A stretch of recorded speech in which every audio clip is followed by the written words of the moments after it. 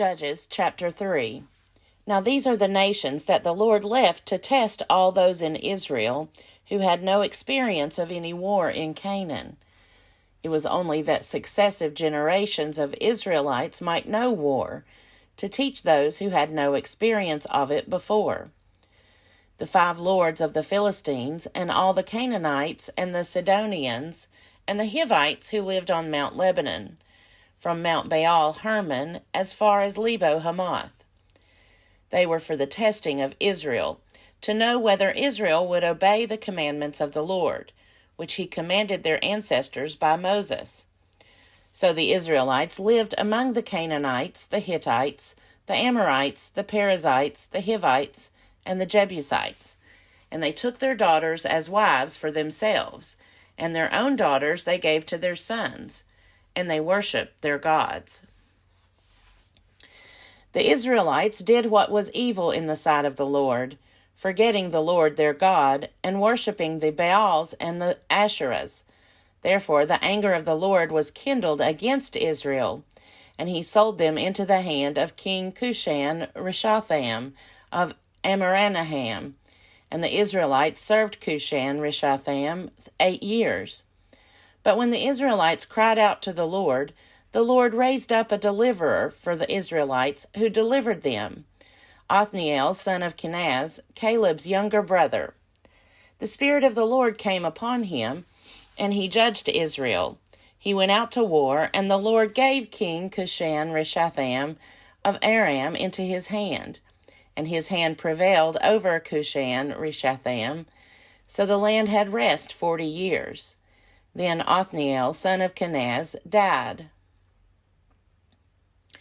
The Israelites again did what was evil in the sight of the Lord, and the Lord strengthened King Eglon of Moab against Israel, because they had done what was evil in the sight of the Lord. In alliance with the Ammonites and the Amalekites, he went and defeated Israel, and they took possession of the city of palms. So the Israelites served King Eglon of Moab 18 years. But when the Israelites cried out to the Lord raised up for them a deliverer, Ehud, son of Gera, the Benjaminite, a left-handed man. The Israelites sent tribute by him to King Eglon of Moab. Ehud made for himself a sword with 2 edges, a cubit in length, and he fastened it on his right thigh under his clothes. Then he presented the tribute to King Eglon of Moab. Now Eglon was a very fat man. When Ehud had finished presenting the tribute, he sent the people who carried the tribute on their way. But he himself turned back at the sculptured stones near Gilgal, and said, "I have a secret message for you, O king." So the king said, "Silence," and all his attendants went out from his presence. Ehud came to him while he was sitting alone in his cool roof chamber, and said, "I have a message from God for you." So he rose from his seat. Then Ehud reached with his left hand, took the sword from his right thigh, and thrust it into Eglon's belly. The hilt also went in after the blade, and the fat closed over the blade, for he did not draw the sword out of his belly, and the dirt came out. Then Ehud went out into the vestibule, and closed the doors of the roof chamber on him, and locked them. After he had gone, the servants came. When they saw that the doors of the roof chamber were locked, they thought, "He must be relieving himself in the cool chamber." So they waited until they were embarrassed. When he still did not open the doors of the roof chamber, they took the key and opened them. There was their lord lying dead on the floor. Ehud escaped while they delayed, and passed beyond the sculptured stones, and escaped to Seirah. When he arrived, he sounded the trumpet in the hill country of Ephraim, and the Israelites went down with him from the hill country, having him at their head. He said to them, "Follow after me, for the Lord has given your enemies, the Moabites, into your hand." So they went down after him, and seized the fords of the Jordan against the Moabites, and allowed no one to cross over. At that time they killed about 10,000 of the Moabites, all strong, able-bodied men, No one escaped. So Moab was subdued that day under the hand of Israel, and the land had rest 80 years. After him came Shamgar son of Anath, who killed 600 of the Philistines with an ox goad. He too delivered Israel. Judges chapter 4. The Israelites again did what was evil in the sight of the Lord, after Ehud died.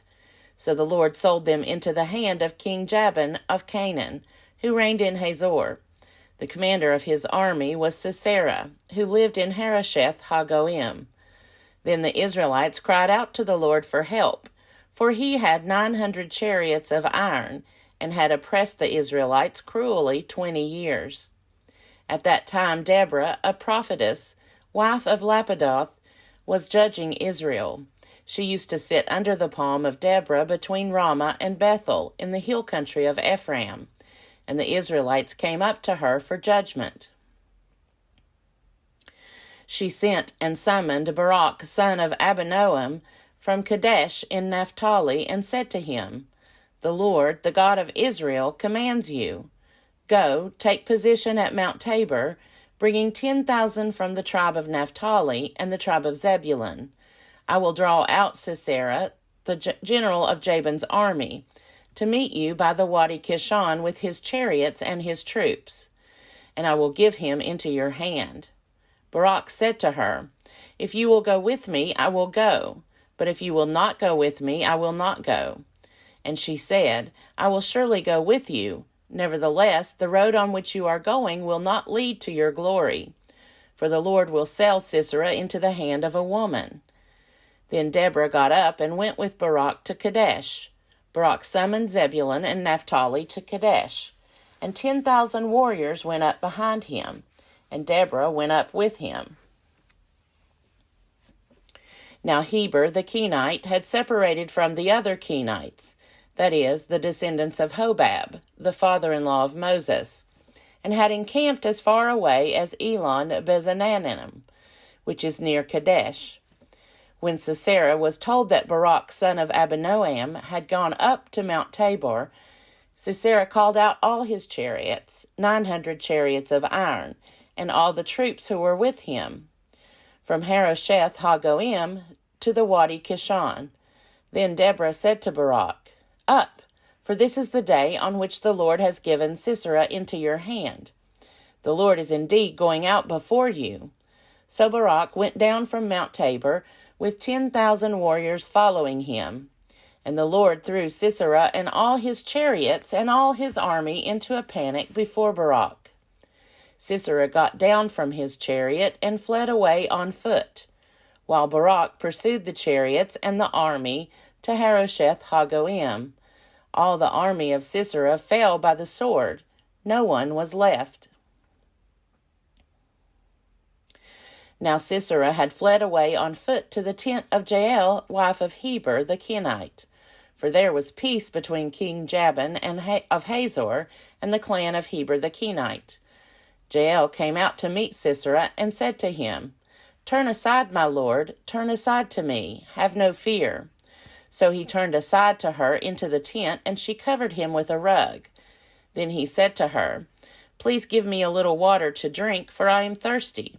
So she opened a skin of milk and gave him a drink and covered him. He said to her, "Stand at the entrance of the tent, and if anybody comes and asks you, 'Is anyone here?' say no." But Jael, wife of Heber, took a tent peg and took a hammer in her hand, and went softly to him and drove the peg into his temple, until it went down into the ground. He was lying fast asleep from weariness, and he died. Then, as Barak came in pursuit of Sisera, Jael went out to meet him, and said to him, "Come, and I will show you the man whom you are seeking." So he went into her tent, and there was Sisera lying dead, with the tent peg in his temple. So on that day God subdued King Jabin of Canaan before the Israelites. Then the hand of the Israelites bore harder and harder on King Jabin of Canaan, until they destroyed King Jabin of Canaan. Judges chapter 5. Then Deborah and Barak, son of Abinoam, sang on that day, saying, When locks are long in Israel, when the people offer themselves willingly, bless the Lord. Hear, O kings, give ear. O princes, to the Lord I will sing. I will make melody to the Lord, the God of Israel. Lord, when you went out from Seir, when you marched from the region of Edom, the earth trembled, and the heavens poured. The clouds indeed poured water. The mountains quaked before the Lord, the one of Sinai, before the Lord, the God of Israel. In the days of Shamgar, son of Anath, in the days of Jael, caravans ceased, and travelers kept to the byways. The peasantry prospered in Israel. They grew fat on plunder, because you arose, Deborah, arose as a mother in Israel. When new gods were chosen, then war was in the gates. Was shield or spear to be seen among 40,000 in Israel? My heart goes out to the commanders of Israel, who offered themselves willingly among the people. Bless the Lord. Tell of it, you who ride on white donkeys, you who sit on rich carpets, and you who walk by the way. To the sound of musicians at the watering places, there they repeat the triumphs of the Lord, the triumphs of his peasantry in Israel. Then down to the gates marched the people of the Lord. Awake, awake, Deborah, awake, awake, utter a song. Arise, Barak, lead away your captives, O son of Abinoam. Then down marched the remnant of the noble. The people of the Lord marched down for him against the mighty. From Ephraim they set out into the valley, following you, Benjamin, with your kin. From Machir marched down the commanders, and from Zebulun those who bear the marshal's staff. The chiefs of Issachar came with Deborah, and Issachar faithful to Barak. Into the valley they rushed out at his heels. Among the clans of Reuben there were great searchings of heart. Why did you tarry among the sheepfolds, to hear the piping for the flocks? Among the clans of Reuben there were great searchings of heart. Gilead stayed beyond the Jordan, and Dan, why did he abide with the ships? Asher sat still at the coast of the sea, settling down by his landings. Zebulun is a people that scorned death. Naphtali, too, on the heights of the field. The kings came. They fought. Then fought the kings of Canaan at Tanakh by the waters of Megiddo. They got no spoils of silver. The stars fought from the heaven. From their courses they fought against Sisera. The torrent Kishon swept them away. The onrushing torrent, the torrent Kishon. March on, my soul, with might. Then loud beat the horse's hoofs with the galloping of his steeds. Curse Meroz, says the angels of the Lord. Curse bitterly its inhabitants, because they did not come to the help of the Lord against the mighty. Most blessed of women be Jael, the wife of Heber the Kenite, of tent-dwelling women most blessed. He asked water, and she gave him milk. She brought him curds in a lordly bowl. She put her hand to the tent peg, and her right hand to the workman's mallet. She struck Sisera a blow. She crushed his head. She shattered and pierced his temple. He sank. He fell. He lay still at her feet. At her feet he sank. He fell. Where he sank, there he fell dead. Out of the window she peered. The mother of Sisera gazed through the lattice. Why is his chariot so long in coming? Why tarry the hoofbeats of his chariots? Her wisest ladies make answer. Indeed, she answers the question herself. Are they not finding and dividing the spoil? A girl or two for every man. Spoil of dyed stuffs for Sisera. Spoil of dyed stuffs embroidered. 2 pieces of dyed work embroidered for my neck as spoil. So perish all your enemies, O Lord, but may your friends be like the sun as it rises in its might. And the land had rest for 40 years.